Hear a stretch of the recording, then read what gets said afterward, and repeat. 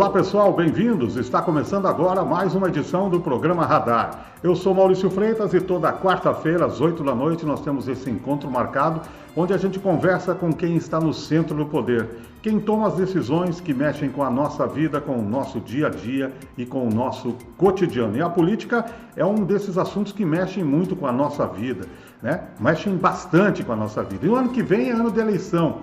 2022, ano de escolhermos o novo presidente da República, novos senadores, novos deputados federais e deputados estaduais. E hoje vamos falar sobre eleições 2022 e teremos a participação do senador Álvaro Dias, do Podemos, que é uma das principais lideranças da política nacional. Álvaro Dias, inclusive, já foi pré-candidato à presidência da República e agora abre mão de ser naturalmente o candidato do seu partido para abrir espaço para o ex-juiz, ex-ministro Sérgio Moro, que mesmo antes de ser anunciado oficialmente pelo Podemos, partido de Álvaro Dias e agora de Sérgio Moro, aparece já nas pesquisas com 11% das intenções de voto. E hoje nós vamos falar sobre eleições 2022 e teremos a participação do senador Álvaro Dias. Senador Álvaro Dias, obrigado por atender ao nosso convite. Prazer enorme em falar com o senhor. Seja bem-vindo, senador. O prazer é meu, estou aqui em Brasília, estamos iniciando a sessão plenária do Senado Federal, mas é um prazer conversar com você, com Santa Catarina. Um grande abraço a todos os catarinenses. Senador, se o senhor preferir, pode até tirar a máscara. Eu explico aqui para os nossos telespectadores, para quem está assistindo esse vídeo, que eu estou aqui no estúdio da emissora, com o pessoal protegido, né? E o senhor aí em Brasília, no seu gabinete, também está protegido, isolado, então pode tirar a máscara para uma questão de som ficar melhor, senador. Senador, como é para o senhor abrir espaço para o juiz Sérgio Moro, já que o senhor era pré-candidato do Podemos natural à presidência da República? Aí surge a possibilidade de Sérgio Moro entrar no cenário, se filiar ao Podemos e apresentar-se como candidato à presidência. Como foi para o senhor abrir esse espaço em favor de Sérgio Moro no seu partido? Realmente nós estávamos preparados para a necessidade de disputar a eleição presidencial novamente. O partido desejava ter uma alternativa, desejava e deseja, né, oferecer essa alternativa, um projeto de nação. Nós sempre pregamos isso, né? Eu particularmente venho dizendo que é necessário refundar a República, que nós estamos com atraso de décadas, né, em matéria de reforma do país, não temos um projeto estratégico de desenvolvimento econômico e social. Isso nos leva a desperdiçar oportunidades incríveis, né, de evolução e de avanço. Então, é uma necessidade e eu estava me preparando para disputar a presidência se o ex-ministro, ex-juiz Sérgio Moro não aceitasse o nosso convite. Nós convidamos. Eu creio que existem ambições legítimas e ambições descabidas. As ambições legítimas, elas devem ser aplaudidas. Nós necessitamos e ambiciosos na atividade pública. Existem algumas ambições que são descabidas e estas nós ignoramos. No entanto, nós temos que ter a avaliação correta das nossas possibilidades. Sempre. E é óbvio que o ex-ministro, ex-juiz Sérgio Moro, ele conquistou um patrimônio atuando fora da política, atuando na magistratura. E ele chega à política como uma renovação qualificada, já como protagonista. Ele não tem que construir um caminho na política para se tornar protagonista. Ele se tornou fora da política. Então, isso dá a ele uma vantagem enorme sobre outros pretendentes, não é? Já que a população sempre busca algo novo, algo diferente, inusitado, né, na esperança de que as coisas mudem. E por isso a avaliação que eu fiz, obviamente de pé no chão, né, é que a candidatura ideal neste momento, no caminho do meio, é a de Sérgio Moro, porque ele já é protagonista. Então nós teremos uma candidatura denominada de terceira via, com real potencial de votos. Tanto é que já começa na largada, né, de pré-candidato com 11% na pesquisa recente que foi divulgada. Sem dúvida, nós teremos nesta eleição, mas certamente não a repetição exata do que ocorreu em 2018, que em 2018 foi a polarização. E nesta nós teremos a polarização de um lado, os dois extremos competindo, mas surge no caminho do meio alguém com reais possibilidades de desbancar um dos dois e ir ao segundo turno. Então, por isso, a candidatura do Sérgio Moro.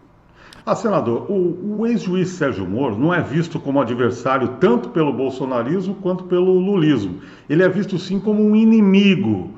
Por um lado, pela condenação de Lula e pelo outro, pela quebra da relação com o presidente Jair Bolsonaro. Como é que o senhor entende que vai ser essa eleição? Vai ser de muitos ataques, tanto de um lado para o outro? Na sua opinião, isso favorece ou é motivo de preocupação para a pré-candidatura do ex-ministro Sérgio Moro no seu partido, senador? Eu acho que isso alimenta a alternativa, né? Vai apanhar, sim, eu imagino, é do estilo dos extremos, né? A radicalidade, a beligerância política. Então ele vai apanhar bastante, da esquerda, da direita, mas eu creio que isso pode ser um ponto positivo para ele. Isso pode ser extremamente favorável, né? Sobretudo se explorar bem, rejeitando o ódio da esquerda, rejeitando o ódio da direita e abraçando um projeto de construção e de avanço do país, com lucidez, com equilíbrio, com a necessária moderação e certamente procurando reunir os brasileiros de bem em torno de um projeto. O que nós queremos sempre destacar, que mais importante do que as pessoas é o projeto de nação que nós desejamos. E é evidente que precisamos de um líder para verbalizar esse projeto, e ele será o Sérgio Moro, no meu entendimento. E se os políticos não fizerem a convergência, há postulações que, eu repito, são legítimas ou são descabidas, mas elas existem, estão postas.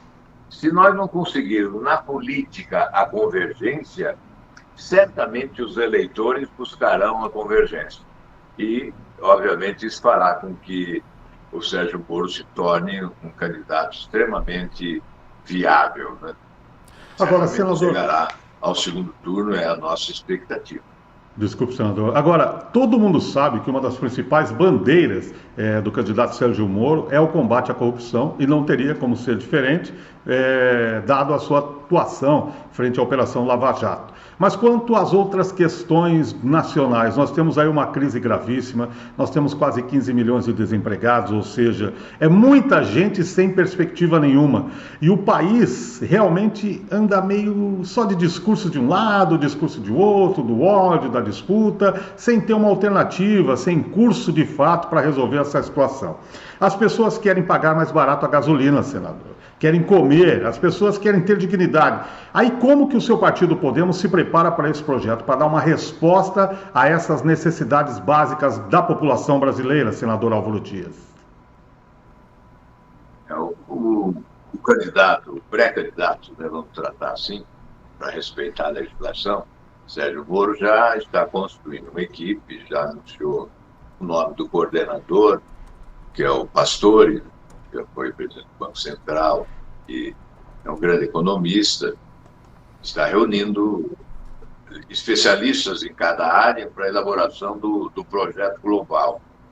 É importante destacar que é preciso ter cultura geral para liderar um processo dessa natureza, né? Porque você não precisa ser especialista em todas as áreas. Mas você não pode também chegar dizendo, olha, eu não entendo nada de economia, não entendo nada de educação, não entendo nada de saúde, não entendo nada de agricultura. Achar isso bonito? Estou confessando que eu não entendo. Não sou político. Estou sendo sincero. Mas não é isso, não. Não é essa sinceridade que nós queremos. Uhum. O país precisa muito mais do que essa sinceridade, né? Então, alguém com cultura geral, além da noção básica sobre todas as áreas que terá que comandar, né, saberá escolher a pessoa adequada para exercitar a função, não é? Isso é essencial e é o que nós esperamos, é o que nós sabemos ocorrerá. Desde o conceito, por exemplo, que Sérgio Moro tem de quem deve ser o vice é exatamente esse. Quem Alguém será? que tenha preparo, qualificação, condições de, numa eventualidade, assumir o comando. E assim, certamente, se essa é a regra para a escolha do candidato a vice-presidente, será, sem dúvida nenhuma, e com maior razão ainda, a regra para a escolha de cada integrante de cada área do governo. Então, por isso, podem esperar, sim, um projeto bem elaborado e, sobretudo, pode aguardar, se houver vitória, né, pessoas adequadas para a aplicação de todas as propostas que serão apresentadas durante a campanha eleitoral, porque não adianta apresentar propostas de boas intenções, dizem o cemitério está cheio, não é? É verdade. Os compromissos de campanha não podem ser palavras soltas ao vento, tem que ser compromissos a serem respeitados, não é? Então é preciso já sinalizar que as pessoas qualificadas serão convocadas para a implementação das propostas que se consubstanciarem, né, em compromissos eleitorais, em compromissos da campanha eleitoral. Agora, senador, o anunciado coordenador, que o senhor falou agora há pouco, Afonso Celso Pastore, dizem que ele é o posto Ipiranga do Sérgio Moro. Geralmente, quando há um pré-candidato busca conselheiros na economia, e esse conselheiro, em caso o candidato seja eleito, venha se tornar vitorioso, geralmente esse conselheiro vai virar o ministro da Economia ou da Fazenda. E o Afonso Pastore tem uma peculiaridade. Ele tem um livro que fala sobre os erros do passado, soluções para o futuro. E ele faz uma análise da herança política e econômica do Brasil. O senhor acha que é possível apresentar um modelo diferente do que temos hoje nesta área, senador? É necessário. Agora, em relação ao Pastore, para fazer justiça a ele, inclusive, ele não tem compromisso nenhum de aceitar convite para o governo. Ele está assumindo apenas a responsabilidade de colaborador, de conselheiro, de coordenador de um projeto de nação que nós desejamos apresentar durante a campanha eleitoral. Então, é bom deixar isso bem declarado, né? Bem claro. E, obviamente, não se trata de um posto de Ipiranga, não, porque o posto de Ipiranga está sem combustível. Porque se o combustível são ideias, está totalmente esvaziado o posto de Ipiranga, porque é um deserto de ideias aqui na esplanada do Ministério. Então, há necessidade de ter um projeto diferente. Não se resolve o problema do país, ou os problemas nacionais, com o foco em apenas o Ministério da Economia. Eu creio que há um conjunto de ações que devem ser desenvolvidas e, obviamente, envolvendo todos os ministérios, porque todas as áreas, e por isso deve existir uma interação, e o presidente da República tem que ser o grande coordenador, né? O grande coordenador desse processo todo, que envolverá, sim, como prioridade absoluta a economia, porque nós estamos vivendo crise econômica e social de profundidade incomum. Grande crise. Nós estamos muito longe de atingirmos índices de desenvolvimento compatíveis com as riquezas nacionais. Isso significa o quê? Que nós estamos desperdiçando oportunidades por falta de governantes preparados e capazes de promover as reformas necessárias para que as potencialidades nacionais sejam devidamente exploradas em benefício da população. Então, quando eu falo em refundação da República, é algo de grande extensão, né, e profundidade. Então, é evidente, substituir esse sistema de relação promíscua entre os poderes, isso exige uma grande reforma política, não é? Então, começa pela reforma política, que é a matriz das demais reformas, e depois nós temos que chegar às demais reformas, não é? A reforma administrativa, por exemplo, é fundamental, mas não há reforma administrativa sem alcançar privilégios das autoridades. Querem fazer reforma embaixo e não em cima, no andar superior não se chega, não é? Então, evidente que, em primeiro lugar, há um prejuízo de autoridade. Você perde a autoridade para fazer essa reforma. Enfim, são reformas importantes, como a tributária. Sem dúvida nenhuma, é uma reforma necessária do ponto de vista da simplificação do sistema. E, obviamente, a simplificação significa também reduzir o número de tributos, sim, não é? Eliminar parte da burocracia, modernizar o sistema de arrecadação e também fazer justiça em relação ao ônus bem distribuído, não é? Tributar menos no consumo, mais na renda, enfim, uma reforma fundamental é a tributária, sim. E nós temos aí um catarinense, né, o Abu Dhabi, que tem oferecido uma sugestão muito importante de avanço tecnológico no sistema de arrecadação, eliminando sonegação. E, evidentemente, quando você elimina a sonegação, você pode reduzir a carga tributária, né? Então, enfim, é um tema muito extenso e complexo, né? E não cabe uma discussão agora, mas certamente será uma parte importante.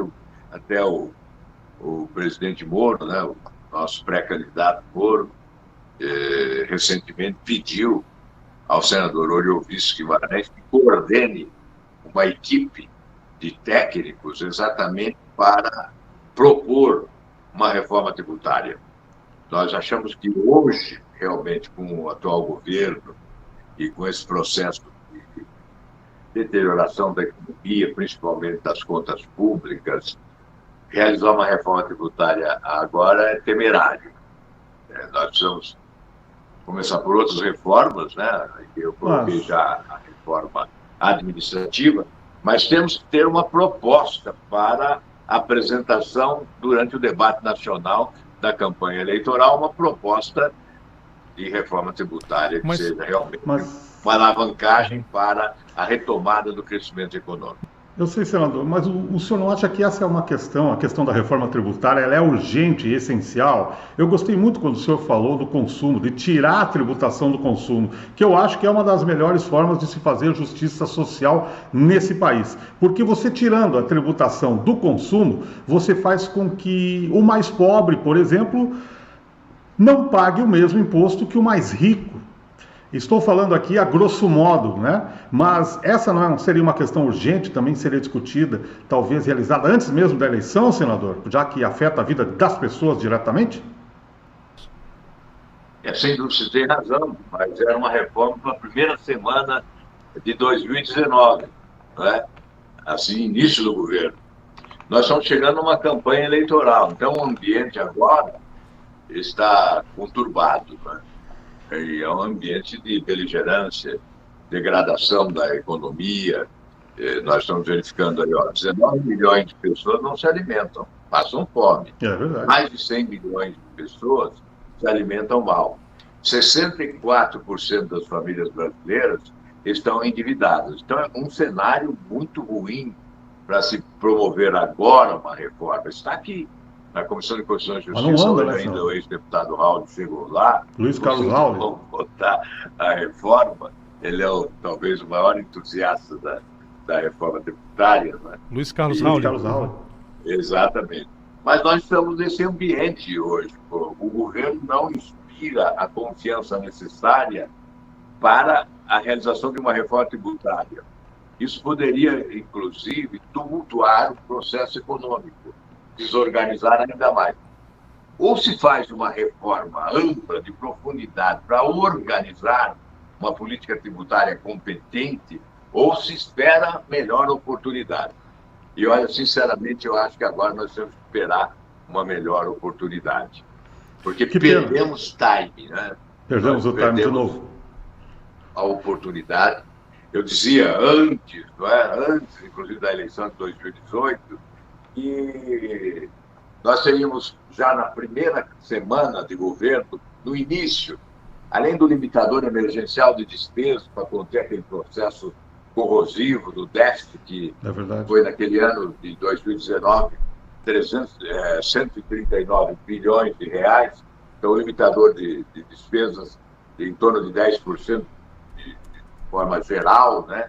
liquidaria esse déficit do primeiro ano e no segundo ano, com um orçamento base zero. A partir do orçamento base zero, você eliminaria os desperdícios das outras áreas também, e aí economizaria mais 10%, certamente. Com 20%, você colocaria novamente o país nos trilhos. E aí partiria para as reformas. Já no primeiro mês de governo, você teria que colocar as principais reformas sobre a mesa do Congresso Nacional. E o Congresso, envolvendo Câmara e Senado, uma reforma vai começar pelo Senado, outra reforma vai começar pela Câmara, nós teríamos, sim, a possibilidade de, em menos de um ano, aprovar todas essas reformas essenciais para colocar o país nos trilhos do desenvolvimento novamente. Mas isso não se fez. Então, agora nós temos que tentar, durante o debate nacional da campanha eleitoral, convencer que isso é necessário. Voltando à campanha eleitoral, senador Álvaro Dias, o pré-candidato à presidência Sérgio Moro, do seu partido, já deve começar a correr o país. Aliás, já está fazendo isso em algumas viagens, está conversando com as pessoas, mas como pré-candidato, realmente, a partir de quando ele deve começar a se apresentar nas regiões? Ele deve vir a Santa Catarina, já tem uma data para a vida dele aqui no estado, e vocês têm uma projeção do partido de como deve estar a intenção de voto lá para o ano, no meio do ano que vem, a metade do ano, como deve estar nas pesquisas Sérgio Moro, senador?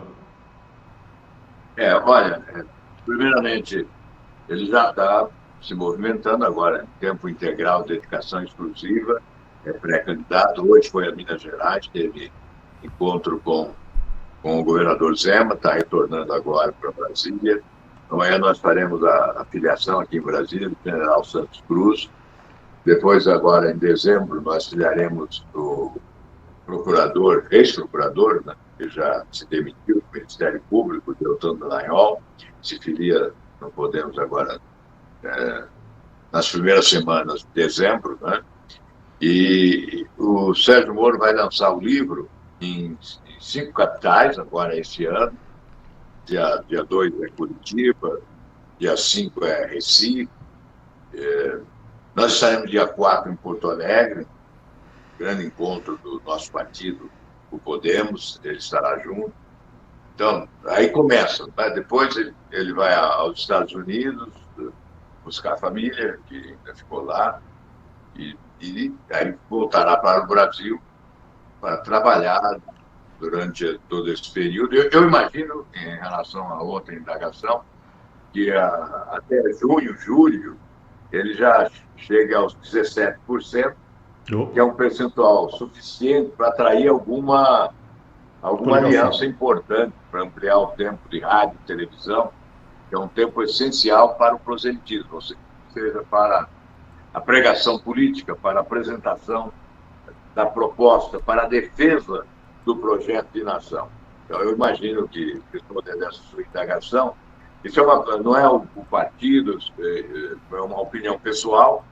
Eu acho que chegaremos, sim, até junho, julho, a cerca de 17% de intenção de votos.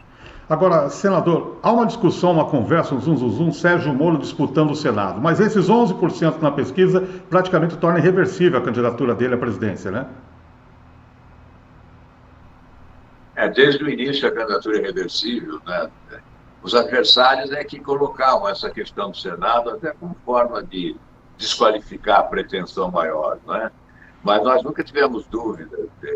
Quem conhece um pouco de política, quem conhece um pouco do eleitor brasileiro, né, entende que a candidatura dele viria, sim, com sucesso inicial, uma boa largada, né? Depois, quem é que não viu nas ruas do país a imagem dele transportada nos grandes bonecos, né, pelas multidões, né, como ícone do combate à corrupção? Isso é um patrimônio adquirido. Tentaram desgastar, evidentemente, sequestraram a narrativa, né? A corrupção tentaram mudança. Isso tudo nós estamos vendo. Mas, certamente, a inteligência nacional vai possibilitar a recuperação da imagem na sua plenitude, essa imagem, sim, de defensor da agenda ética, que colocou realmente a preocupação com uma nova justiça no país, onde todos seríamos iguais perante a lei, não é? O combate à corrupção como uma política de Estado e não uma política de governo, uma política de Estado, ou seja, permanente, não é? Isso tudo tem o seu valor. Isso não pode ser ignorado. Isso não pode ser esquecido. Então, certamente haverá, se houver algum desgaste agora, haverá uma recuperação de imagem que concederá a Moro essa oportunidade de defender um projeto para o país, um projeto de nação, não apenas a questão do combate à corrupção, ele não precisaria nem mais falar nesse assunto, né? Mas focar outros problemas de interesse nacional. Isso certamente ocorrerá. Senador Álvaro Dias, do Podemos, muito obrigado por ter atendido o nosso convite. Esperamos voltar a falar com o senhor em breve, em outras oportunidades. Um grande abraço, senador. Sem dúvida, um grande abraço. Eu disse se a data marcada para Santa Catarina, ainda não há, mas certamente Santa Catarina merecerá toda a atenção. Muito bem, pessoal, o Radar vai chegando ao final nesta quarta-feira. Quarta-feira que vem, às 8 da noite, temos um novo encontro marcado aqui mesmo para falar de política, para falar sobre os assuntos que mexem com o nosso dia a dia. As maiores personalidades políticas da região, do estado e do Brasil vão estar aqui no nosso Radar. Uma ótima semana para vocês, nos vemos na próxima quarta-feira. Tchau, pessoal!